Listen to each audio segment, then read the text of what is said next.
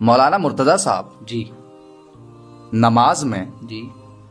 امام صاحب کے پیچھے جی کچھ پڑھا جاتا ہے یا نہیں؟ ہاں بالکل،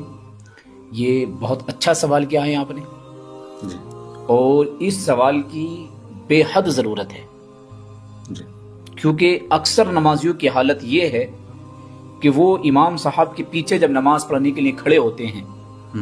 تو وہ امام کے ساتھ پوری قرات کر جاتے ہیں، پیچھے کھڑے ہو کے کچھ نہ کچھ پڑھ پیچھے رہے کھڑے ہو ہوتے کر کے ہاں الحمد شریف بھی پڑھ لیتے ہیں پوری، امام صاحب جو سورت پڑھتے ہیں اور بالاتفاق اگر امام صاحب علم ترا سے نیچے کی کوئی سورت پڑھ دیں تو وہ پوری امام صاحب کے ساتھ پڑھ لیتے ہیں، ہیں، ریپیٹ کرتے ہیں۔ ہاں پوری کو ریپیٹ کرتے ہیں، جبکہ یہ بالکل ناجائز ہے۔ اچھا، ہاں یہ پڑھنا بالکل ناجائز ہے۔ اگر امام صاحب کے ساتھ نماز پڑھ رہے ہو تو وہاں صرف آپ کو ثنا پڑھنے کا حکم ہے،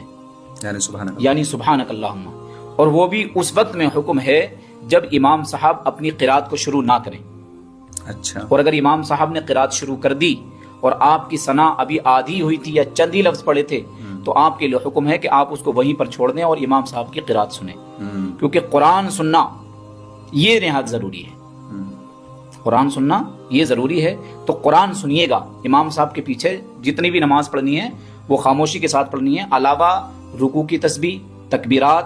تشہد میں التحیات اور درود پاک وغیرہ یہ سب پڑھے جائیں گے، لیکن کہیں بھی قرآن نہیں پڑھنا ہے۔ امام صاحب جب قرات کریں گے تو وہ آپ کو سننا ہے خاموشی کے ساتھ میں، اور خاموش ہی رہنا ہے، چاہے وہ جہری نماز ہو چاہے سری نماز ہو، یعنی بلند آواز والی نماز ہو یا خاموشی والی نماز ہو، ساری نمازوں میں آپ کو خاموشی رہنا، صرف ثنا پڑھنا ہے، اس کے علاوہ تکبیرات کہنے ہیں اور دعائیں پڑھنی اور کچھ نہیں پڑھنا۔